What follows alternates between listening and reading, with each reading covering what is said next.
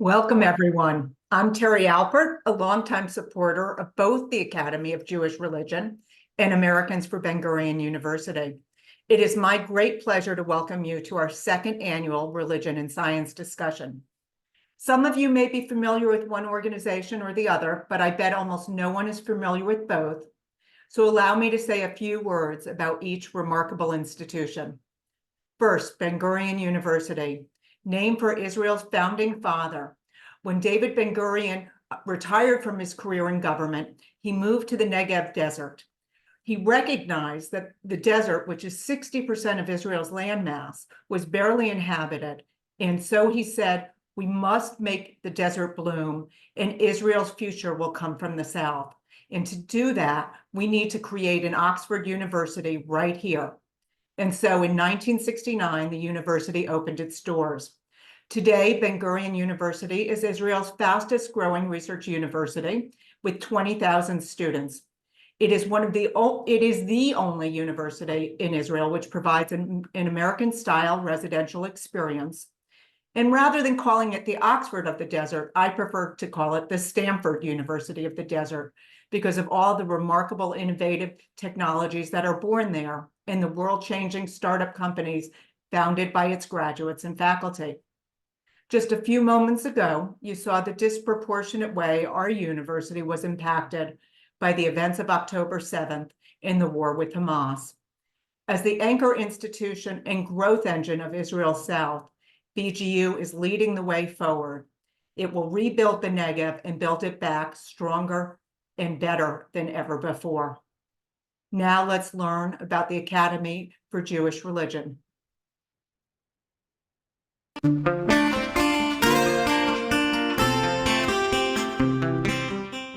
The Academy for Jewish Religion plays a critically important role in the American religious landscape because not only do they train leaders for the Jewish community, they train leaders who embody and live into precisely the kind of pluralism which we need now more than perhaps any time in any of our lives. AJR exposes its students to a variety of perspectives. This prepares them better to interact with the diverse Jews of their future communities. In addition, rabbis and cantors study with each other at AJR and learn the professional challenges of each other so that they interact as clergy in the synagogue in a much smoother way. The value of AJR is so clear because in our very partisan time, having people come together to be trained as rabbis who come from different denominational backgrounds, different ideological perspectives, and to learn together is really the wave of the future. Shalom, my name is Rabbi Rebecca Serbiu, and as the director of Rabbis Without Borders at Klal, I had the wonderful opportunity to work with many AJR students and rabbis, and I was incredibly impressed with their deep commitment to bring pluralism and spirituality and be willing to serve every aspect of the Jewish community. Pioneers in offering pluralistic education and flexible part-time options for those called to these roles, AJR has been a shining light as we all strive to train inspired leaders who have the passion, learning, and commitment to meet the varied needs of the Jewish community.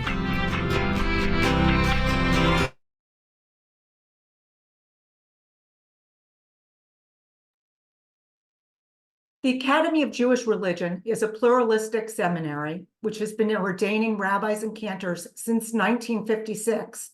2 decades ago, it's where my husband began his rabbinic training after a successful career in business. When I tell people my husband is a rabbi, their first question is, what kind? Reform, conservative, Orthodox, Reconstructionist, renewal? The answer is both none of the above and all of the above. When we say that AJR is pluralistic, we are saying that it trains clergy to serve Klal Yisrael, the whole of the Jewish community. AJR is especially welcoming to students who have considerably more life experience than those at other seminaries, people who have already had one or more successful careers as lawyers, scientists, journalists, and even business people like my husband, AJR stands apart in other ways. It has a strong commitment to science, hence our program today, and a commitment to understanding and supporting the state of Israel. In fact, it was due to AJR's study mission to Israel back in 2006 that I first learned of BGU, which is now the center of my world. So, religion and science. Last year, we were privileged to listen in as a rabbi and a scientist had a philosophical conversation. This year, we're going to learn about how science is being used to understand the development of religious thought. Let me introduce the speakers for today. Dr. Michal Bar-Asher Siegal is a scholar of rabbinic Judaism, focusing on Jewish-Christian interactions in the ancient world. She was the second ever female appointed to the faculty of an Israeli university in Talmud studies. She recently returned to Israel from having served as a visiting professor at both Harvard Law School and Yale University. In addition to her role as a professor in the Department of Jewish Thought at BGU, she is also BGU's newly appointed vice president for global engagement, and she leads the initiatives between Ben-Gurion University and other universities all around the world. Michal will be interviewed by Rabbi Matthew Goldstone, the assistant academic dean at the Academy of Jewish Religion. Both a rabbi and a PhD, Matt has been instrumental in several initiatives to bring science into the rabbinical curriculum of the Academy. He devotes the majority of his teaching to advanced classes on Talmud and Jewish law. Like Michal, Matt is someone who has studied and published extensively on Judaism and early Christianity. His current research focuses on understanding the Gospel of Matthew, his namesake, in its original Jewish textual context. Throughout today's program, as questions come to your mind, please submit them in the Q&A at the bottom of your screen. At the end of the program, we'll have 10 or 15 minutes, and our speakers will answer as many as possible. And with that, Matt, let's jump in. Thanks so much, Terry. So like Michal, a lot of my current research revolves around interactions between the Jewish and Christian worlds of late antiquity. But while my active research doesn't really engage with the intersection between science and Judaism, a bit of my teaching has been in that area. So at the Academy for Jewish Religion, we have a Judaism and science requirement for our rabbinical students. And they can take classes like scientific literacy for clergy, or biblical imagery in science, or pharmacology for clergy to fulfill that requirement. We also have another requirement for our rabbinical students to take a course on critical issues in Jewish law and science. I co-taught that class a couple of years ago when we focused on genetics. So after learning about some of the fundamentals of genetics and genetics research from a geneticist, my colleague and I taught about rabbinic texts, medieval codes, and modern responsa related to key issues like the permissibility of cloning, the consumption of genetically modified organisms, GMOs, the use of gene therapy techniques like CRISPR, and the nature of Jewish genetic identity. But our conversation for today will really focus on Michal's path-breaking research in applying scientific computational methodologies to both Jewish and Christian texts. So, Michal, can you start off by telling us a bit about which ancient sources do you study? Hey, Matt. So my field of study deals with a text that's very central to Jewish culture. It's called the Babylonian Talmud. The Jewish people are called the people of the book. And we're called the people of the book by the Quran. The Quran calls the Jews the people of the book, and it means the Bible, because the Jews brought the Bible into the world. But the real historical truth is that the book that really influenced Jewish existence until this very day, I live in a country where laws of marriage are governed by this text, is actually the Babylonian Talmud. That's the text that from early medieval time became the binding text, the sacred text that brings together Jewish traditions that need to be kept, that were revered, that viewed as divine. So that text that really is organized by topics, by tractate that are organized by laws of agriculture, laws of divorce, laws pertaining to women, pertaining to Shabbat, festivals, right? So it's divided by that, but goes off and includes a beautiful array of contemporaneous Jewish thought and stories about the rabbis and astrology and magical text and dream interpretation, but also a lot of laws of how to govern daily life, what we call halakha, and multiple views about each and every aspect of daily Jewish life. All of this is bound together in this text that contains tradition going back to Second Temple period, so from the 1st century CE, all the way to the redaction of the corpus of text around the 6th or 7th century CE, around the Islamic conquest. So that's the corpus of text that I deal with, and this is the text where I look for and ask the question of Jewish-Christian interaction. How did they interact? That's my question. That's what I'm interested in. What does this text, this seminal, important, central text to Jewish existence until this very day, what can that text tell me about Jewish-Christian interaction? So that's what I'm interested in. Wonderful. So can you tell us briefly about the new scientific approach that you're employing to study this text and these texts from antiquity? Good. So that's actually an interesting question. And for this, I need to go a few steps back. So my training comes from the Hebrew University in Jerusalem, and I studied philology. I studied the text, rabbinic literature, and how to look at manuscript and how to read them, etc. But then I went and wrote my dissertation, my PhD at Yale University. And there I studied in a whole different, in Israel, I studied in a Jewish studies context. There was a Talmud department within a Jewish studies faculty.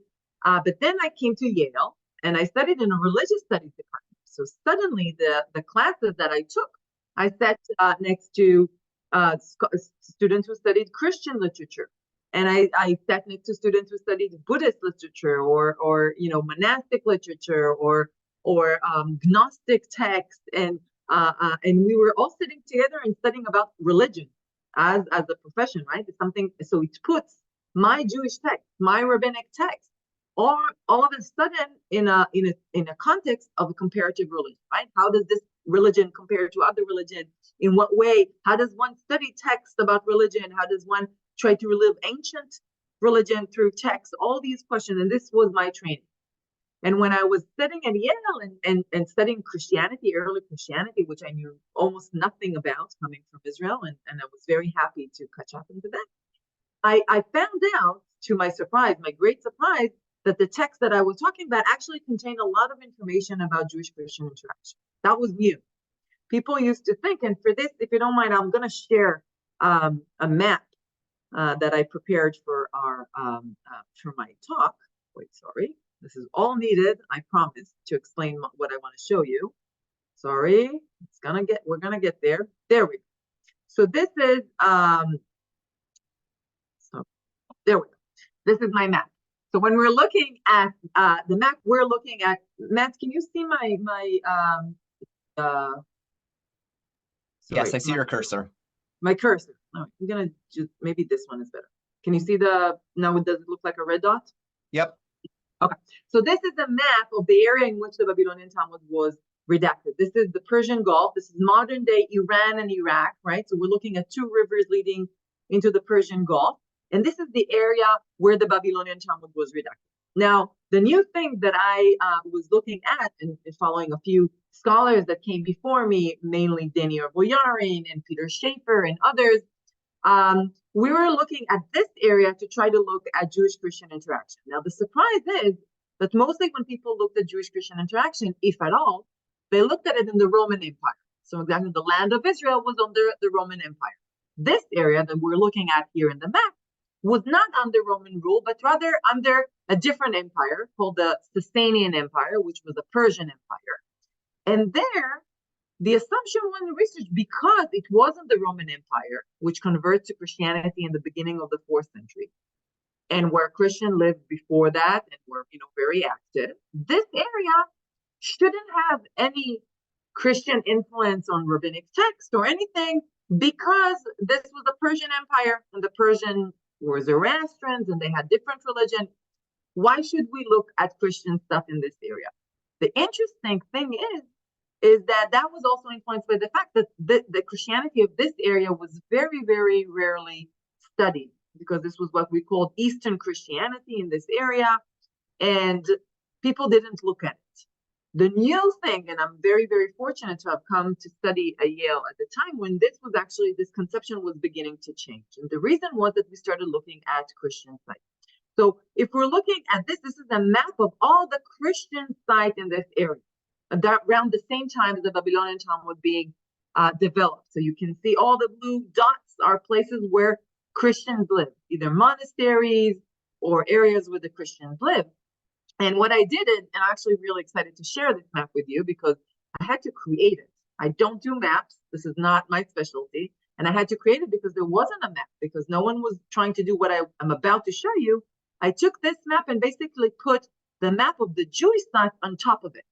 This is where the Jews are green, and this is where they live. This is where the Babylonian Talmud is created. If you can read some of the names here, Nechuta and Sua and Pumpadita, all the names that are mentioned in the Talmud. This is where the Jews live, between the rivers, the Tigris and the Euphrates, going down into the Persian Gulf. This is where the Jews live. Look how close they are to Christian sites. And now I want to ask you, should we look to the Babylonian Talmud and look for Jewish-Christian interaction? And my answer is, yes, we should. I know Matthew agree, but this is the new thing that my research basically is part of, this new trend that tried to look at the Babylonian Talmud and ask, wait, if there's so many Christians in this area, and the Babylonian Talmud, the central text, is being redacted, can the Babylonian Talmud teach us about Jewish-Christian interaction in those first centuries CE? This is new. We haven't thought about this question as we should before, because of the assumption that if it was, it's going to be in the West and not in this area. Now let's talk just a few more sentences about the Christians in this area. The Christians in this area, they speak a language called, in the write-in language called Syriac. Syriac is a dialect of Aramaic, and it's a very close dialect to the dialect in which the Babylonian Talmud is composed in. So the Jews and Christians speak almost the same language. You're able to communicate with each other. They live side by side. Well, will this lead to interaction that we can find in the Babylonian Talmud? That's the question. Now, my own answer is that it does. This is what I do in my two books. Basically, my research tried to take certain passages in the Talmud. The first dealt with monastic literature of the monks, and the second dealt with stories about heretics in the Talmud. And my conclusion was that you can actually see connection between Jews and Christians in certain stories and legal phrasing and linguistic element, all kinds of stuff like that. You can actually find the Jews knew and thought about concepts such as repentance and prayer and how to worship God, how to treat one another, how to think about death. All these kinds of concepts, they know Christian literature, biblical interpretation. They knew what the Christians were saying, and they were reacting to it and interacting with it. Why is this important? And here I'm going to stop the sharing for a second, and then we'll go back to that in a second. Going back to your question, what's new and scientific about what I'm about to say? I didn't forget your question. Oh, I see that someone's telling me to slow down. I know I have a tendency to speak fast. I'll speak slower, I promise. So the idea is basically, I get excited about my research, so this is why I speak fast.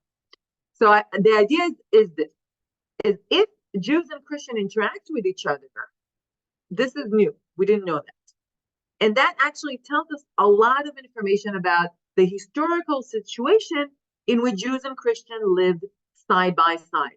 If the Jews know what the Christians are saying about certain biblical verses, that means that they were in contact, some kind of contact. If they polemicize and they fight against something that the Christians are saying, that also means in order to fight with someone, you need to know what they're saying, right? So Jews and Christians live side by side and they communicate. They talk to each other. They think about things. They think about the Bible. The Bible is shared between them, so they're thinking about that. They also are religious communities. They think about God and how to worship it, right? So they're talking to each other about God. Some things they agree with, some things they don't. Some things they really fight about, some things they really take. They're like, oh, that's a cool idea. Let me take that. So they borrow ideas too. So all of this is my own research, math research too. And as part of a community of scholars, we looked at it. So this was new. So this is I see a question. I see some of the question. I can't refer to all of them, but I'm gonna try to do something. I'm gonna something combined with the questions that are arising. Matt, if you don't mind. So we're talking about the 1st century CE. So the Babylonian Talmud is redacted around the 6th or 7th century. So we're talking about things that are found in a text that's closed or redacted by then. How early does it go? Does it go to 2nd or 3rd century? Maybe. Or most likely, some of the texts that I can actually show familiarity with stuff from the 4th or 5th century. So we're talking about this time, right? So Jews and Christians in the 1st century CE. So Now, Michal, where does the science come into all of this? So science. So first of all, I want to talk 2 seconds about the term science. I think what we do is science. What I just described is science as well. But the interaction I'm going to do with exact sciences or some kind of mathematical or computational tool is a new project of mine that just came out a few months ago in Nature Humanities, along with a colleague of mine who is a scholar of bats. And that's actually, I'm going to tell the backstory of this. I belong to the Young Academy of Science of Israel alongside scientists from all kinds of disciplines, and we did all kinds of stuff, projects together in Israel to advance women's in academy, all stuff. And then COVID hits, and we all go into our houses and start teaching via Zoom. And my friend Yossi Ovel, who's a scholar of that, asked to join my class about Jews and Christians. I said, you're welcome. And obviously, my kids and I watched a lot of his lectures about that. And while I'm teaching this about Jews and Christians and how they interact, he said to me, wait, but why don't you incorporate into your study of the text, the Jews and the Christians, computational tools? Why don't you incorporate things from network analysis and natural language processing, all kinds of words that I didn't know and didn't understand at all? And I was like, Yossi, what do you mean? Tell me about it. And from this, a collaboration started. We worked on it more than a year together. We once a week, both of us, left our usual projects and spent time together. He left his bats and I left my Talmud, and we spent together and we started looking at Jews and Christians and tried to use computational tools to try to do it. And I basically want to share with you our findings. So are you cool, Matt, with me sharing? Okay. So basically what I want to show you is the product of our collaboration. So this is, let me show you, sorry. I'm skipping some of the stuff that I wanted to show you guys. Sorry, I'm looking for Yossi. There we go. This is Yossi, my friend. So Yossi is a scholar of bats. And what Yossi basically tried to convince me is to take the connections between Jews and Christians that I found in one text and then leading to another text and try to map it out as a network. So what is a network? Let's talk 2 seconds about network in general.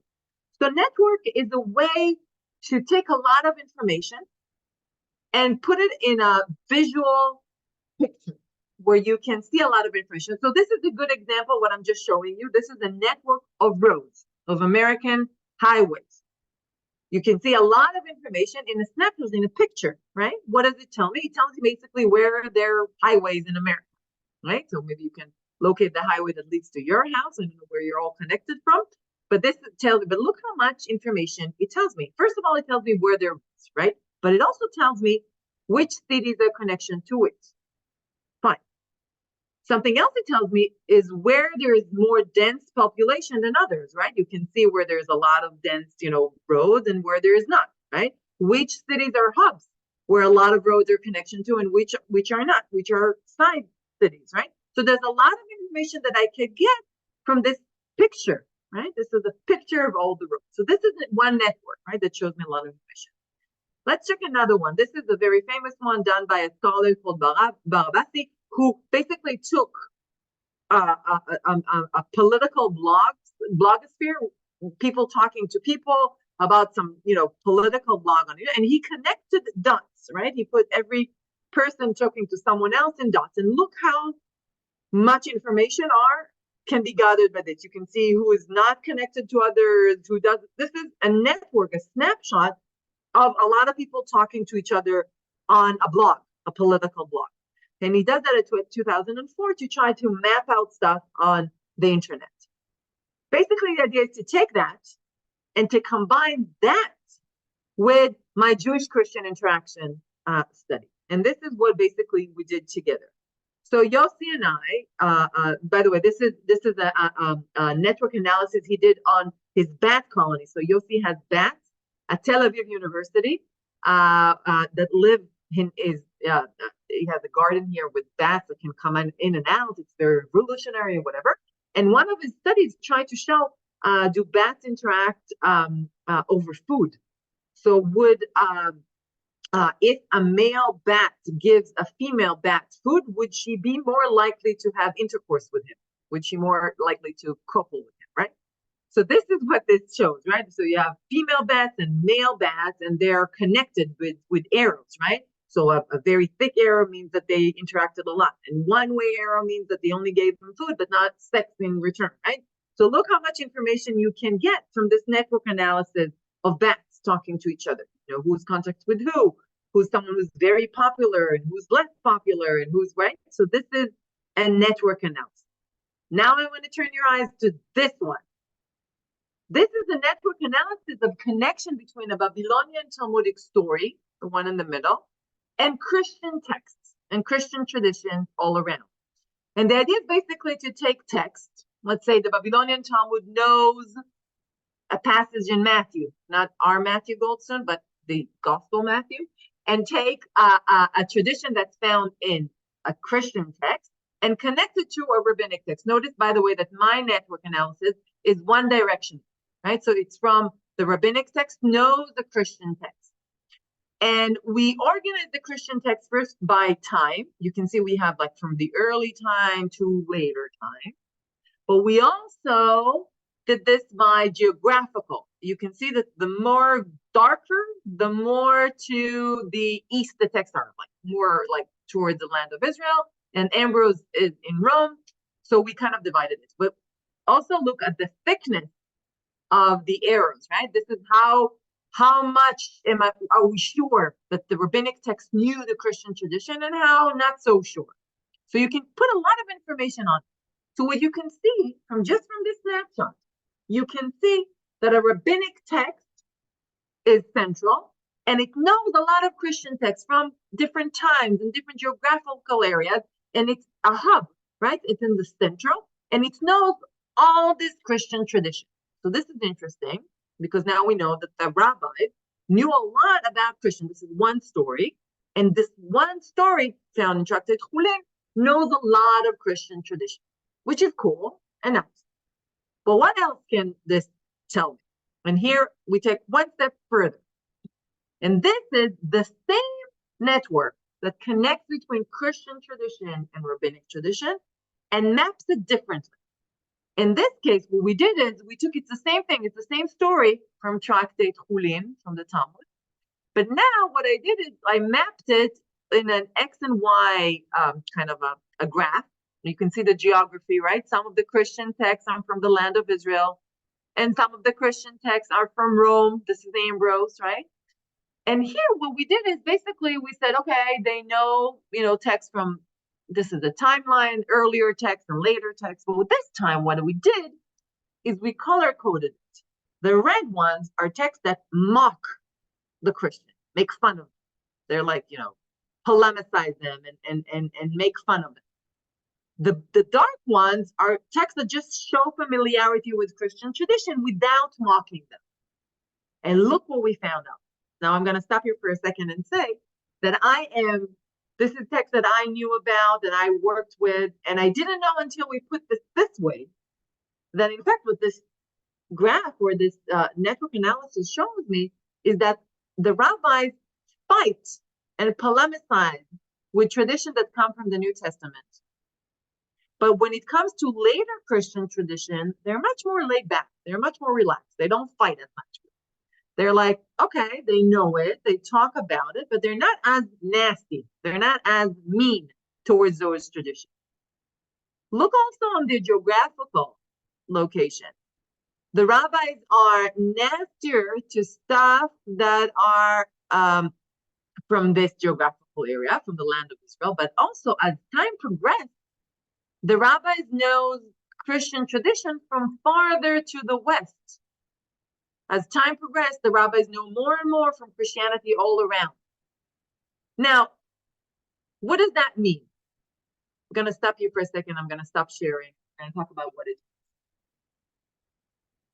This is a very, very small scale picture of stuff that I wrote in 2 books, where each book is like 300 pages and it's very, elaborate, and I can explain all the connection between them. And I urge you to either listen to other lectures that I gave or read my book. But Matthew asked me about the new method that I'm using. And these new methods are built on top. And the idea is this. I need to turn to scholar of math, and I need to turn to mathematician, and I need to turn to computer science people to help me create these pictures, these network analysis, these dots and connections, to see new patterns that I couldn't see before. I knew all these texts, and I didn't ever occur to me to ask, wait, is there a pattern? The rabbis sometimes mock and sometimes they don't. Wait, is that connection to time? Do they fear the New Testament more than they fear later church fathers? By the way, I don't know the answer to that because I only studied a very small sample. We need to do a much larger experiment, which I haven't done yet. I need the money to do that. But we haven't started that yet, but at least we began. And to do that, I don't know how to create those network analyses. I need this bad scholar to come during college to my class and tell me, you can do stuff with numbers, you can do stuff with computer science to try to ask new questions, new patterns. And now I have a lot of questions. Is that always the case? Do the rabbis always are fighting with stuff from the New Testament, but they're totally okay with later stuff? Would they fight with later stuff? I also want to know, does it matter if it's theology versus practice? Would they be more cool, laid back with stuff that has to do with praxis, but not with theology? I need to map. There's so many ways to map this around. Do they have a problem with stuff from this certain geographical areas, but not with others? I need computer science to start mapping all those texts and the connection between them, which I can't do by just comparing 2 texts. I need to take a step back and use computational tools basically to try to draw many, many, many more aspects and pictures to them.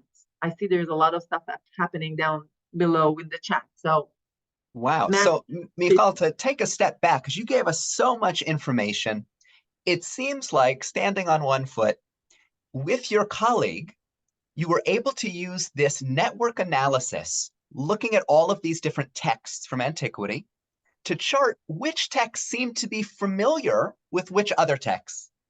And what that showed is that there's actually some shifts over time and over space, that earlier on and closer geographically, those texts that were closer and earlier, there's more of a polemical relationship. But as we move later in time, it seems less polemical. They're not attacking those texts, and they're familiar with more and more texts. So I'm curious twofold. How does this research help change the older model of the parting of the ways, that Judaism and Christianity just totally split, went their separate ways after Christianity and rabbinic Judaism evolved, and just didn't have anything to say to one another? Let's start with that question. What does that show us? Just briefly, because we don't have a lot of time. I don't know if there's one thing you should get from my slides and the pictures and the connection and the network. If there's one thing that we should learn, and it's very simple, and that's the title of my 3rd book that I'm writing these days. It's complicated. It was never, I want to call my book It's Complicated. We'll see if I manage to convince Cambridge University Press to let me call it this. But it was never about one moment in time in the beginning of the 2nd century where Judaism and Christianity parted ways and never looked back and were separate from that moment on. What these texts and what these complicated pictures show us is that Jews and Christians were in constant dialogue, interaction, borrowing in different geographical areas, in different times. They knew about each other. They talked to each other. They were behaving, similarly. They were fighting. They were totally interconnected geographically and textually and, theologically, and it's complicated. It was never simple. And my findings, and I think even the visual aspect of it, makes it very, very clear that they knew, that they interacted, and it was very complicated and never simply separate in a very simplistic way, as the model, the parting of the way, might suggest. Great. So another question or two I have for you before we turn to the Q&A. So thinking about this approach, bringing in network analysis, thinking about, you also mentioned natural language processing like Google uses to help us search for things. What do you see as the future trends for employing all of these types of methodologies? What might this lead us towards? Wonderful. And I think that's what we should take from my research. And I think, so Google searches, for example, so finding the connection between them, every book took me 3 years to find, the connection, the small connection that we saw in the pictures. Natural processing, NLP, natural language processing, in which the computer can find the connection between Christian and Jewish texts, can happen like this. And we can find many examples. So the quantity would be much larger, and the data set that we'll have to answer the question, did Jews and Christians know each other, and in what way, and in which geographical area, would be able to answer it much better than what I just showed you in a small scale. And that's where the technology lies. But bottom line, and this is where I want to stop, I'm a humanities person. Even though my kids love math, I am not a math person. I shy away from math and computer, and I'm very, very a humanistic person. But what this has shown me is that I don't need to be alienated or scared from new technology. The only way to overcome that is to find good collaborators in sciences and work together to combine the two. I don't know how to do natural language processing. I have a friend, Avi Schmidman, who does that. And together we're working on this together, or a math scholar, or whatever, a physicist.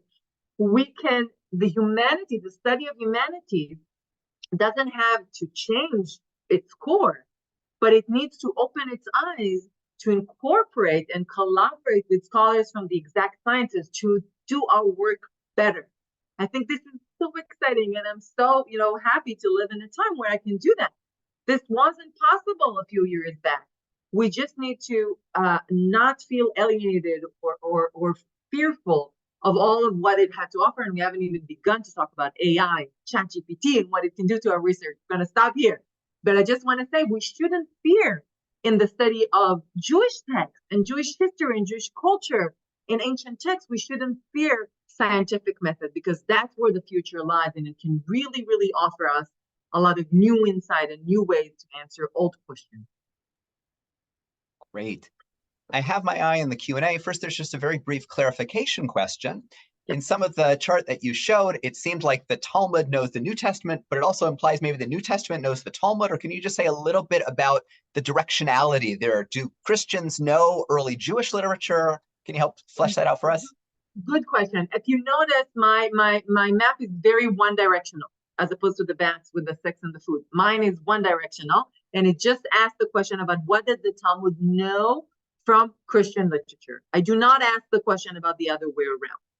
The reason for that is that that's what was interesting me in my research, but that research needs to be done, definitely. And we know that there are Christian texts that show familiarity with rabbinic tradition.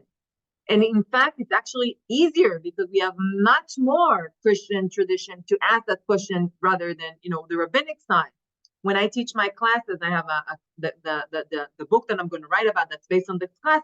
I divide it into one semester and one semester. One semester is what Christians know about Jews, what they say about Jews, and the other semester is the other way around, right? What do Jews say about Christians? So my research focus and what I showed today is that side. But it's definitely a two-way street, and we need to do this in a much larger scale and do it both ways. So that question is a good one, but we need to do it. And again, brand new.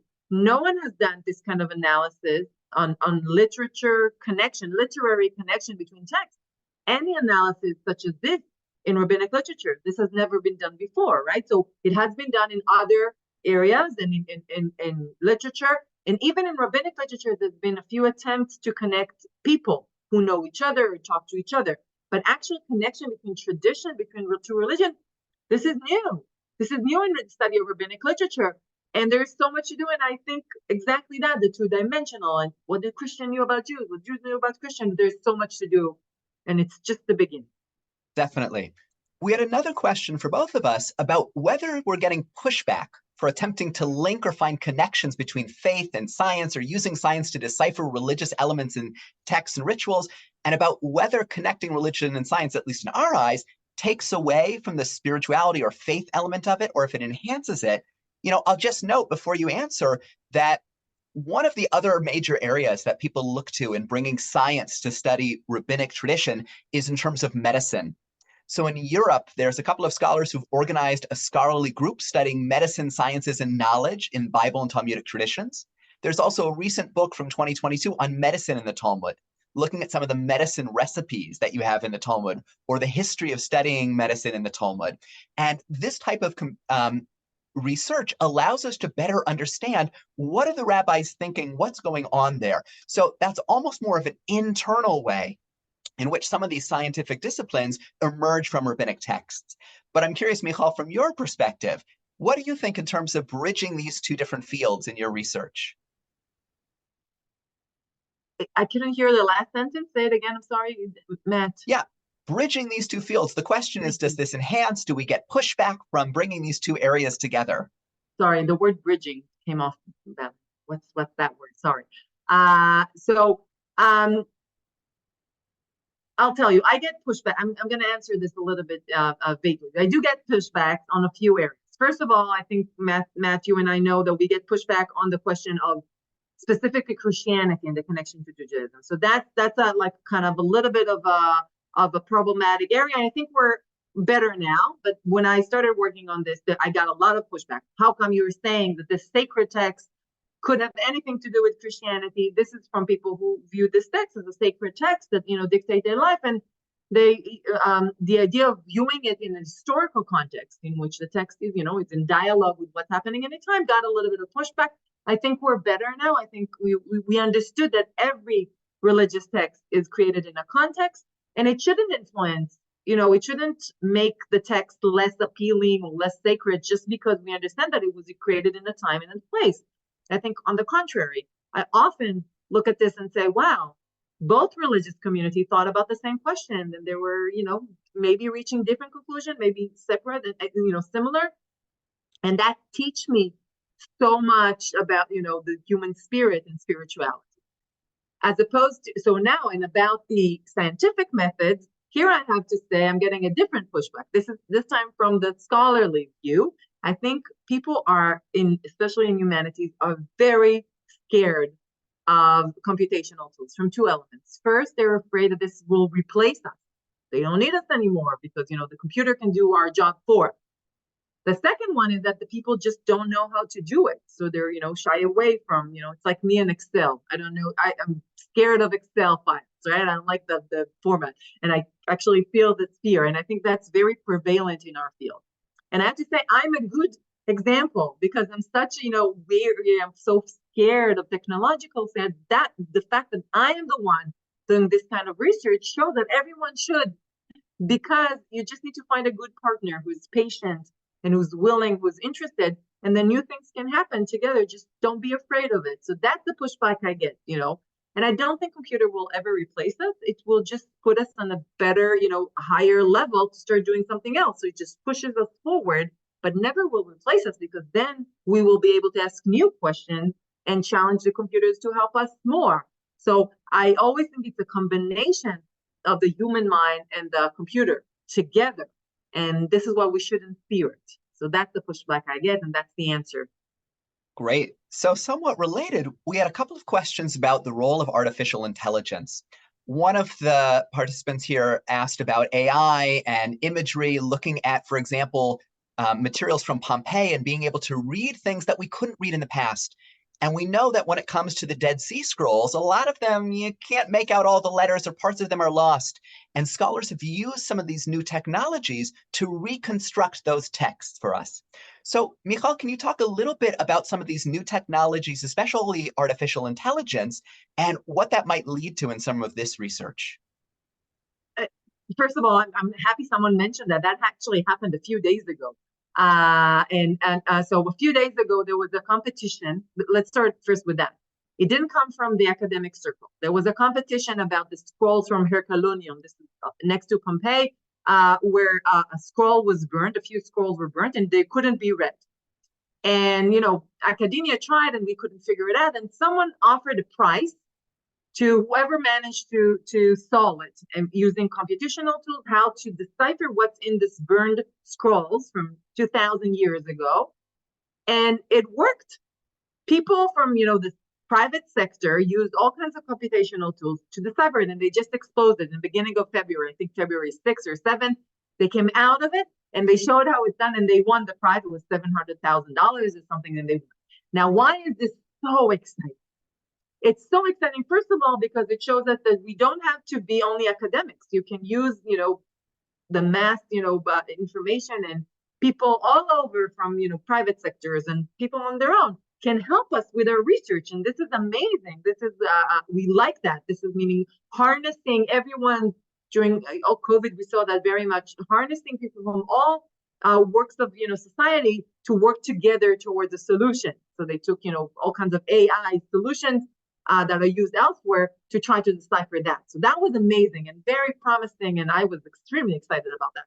Shared it with all my family and friends, because this is really amazing. It's a really shift in concept, besides the fact that they managed to actually read the scrolls, which is cool.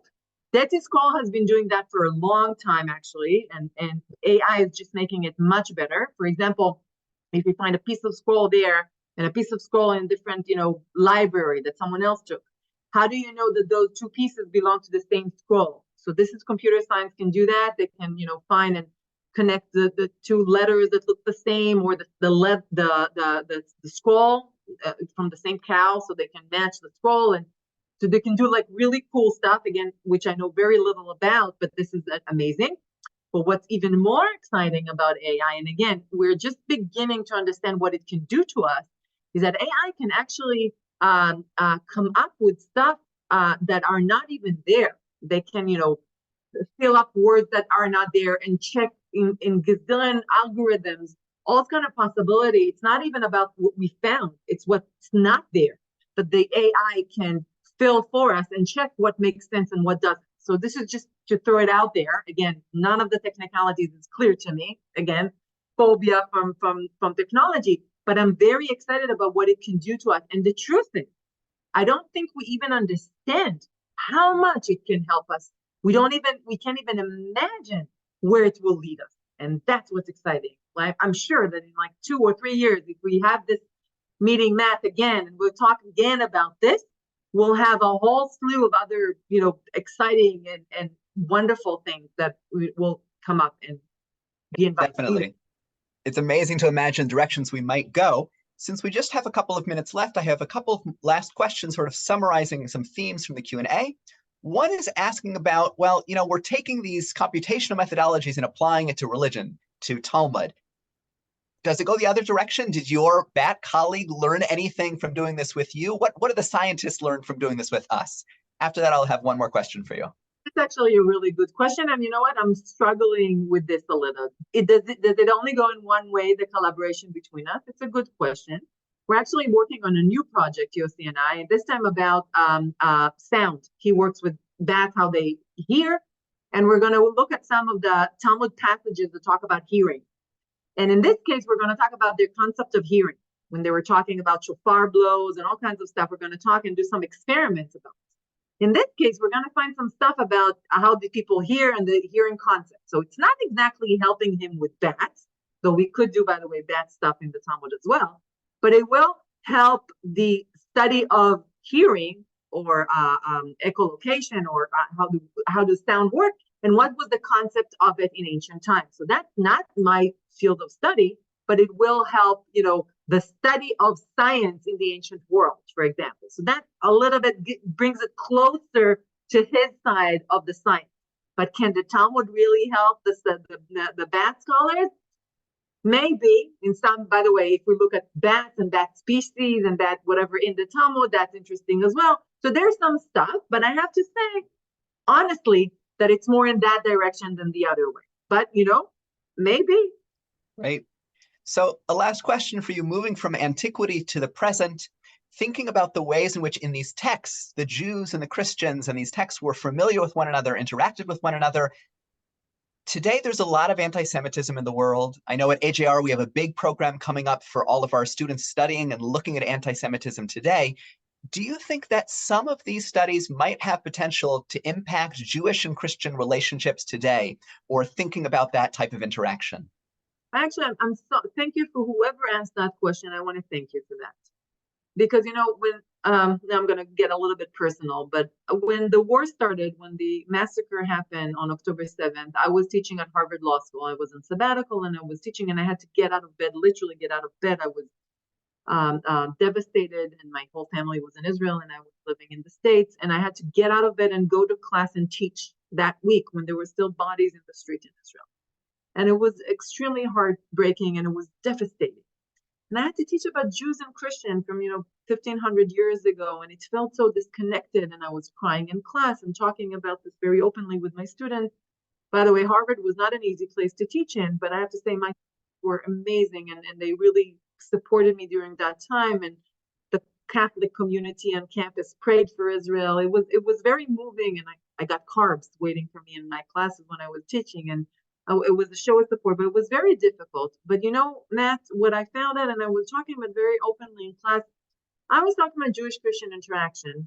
And I was talking about texts that, in medieval time and during Crusade, that led to the killing and slaughter of the Jews then.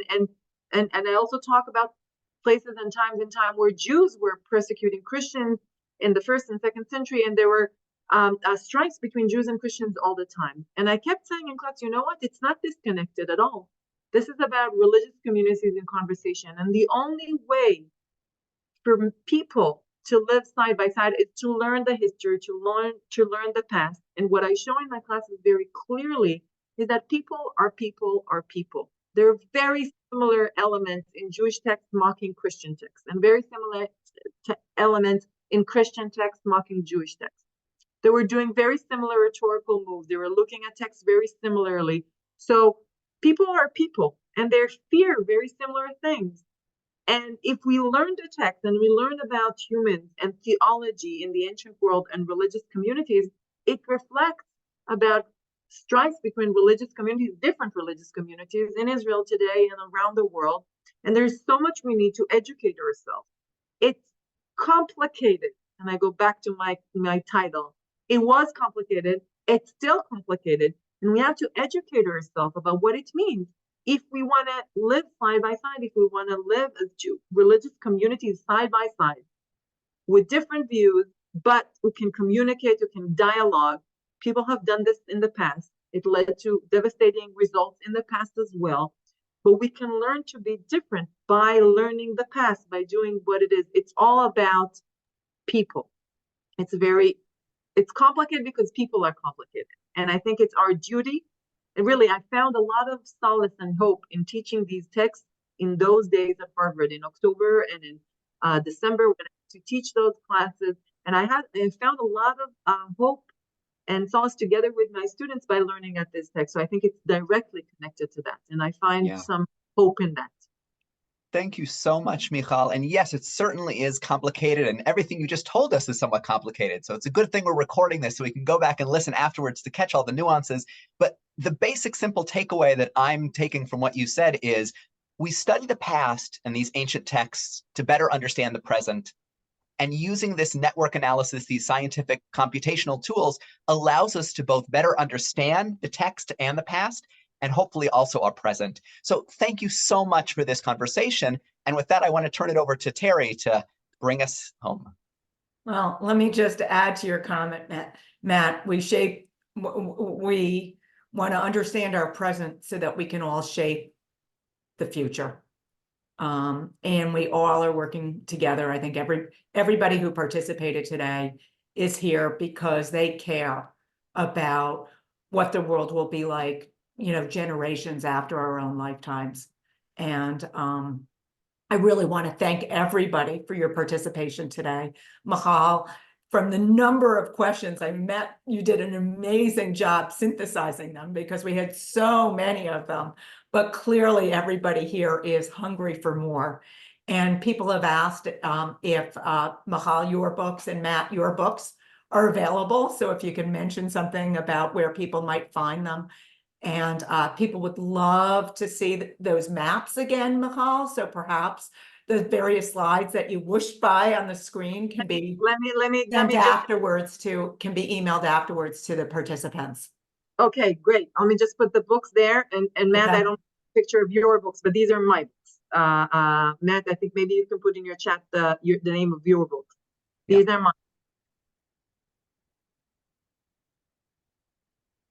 So this has obviously just been a small taste of your work, which is, I think, fascinating to everyone here. And on behalf of both the Academy of Jewish Religion and Americans for BGU, I want to thank everyone for your participation. And Michal, if you bring down that screen, we'll add another screen so that people can learn, how they can find out more about both organizations. We've got a QR code for each, if you'd like.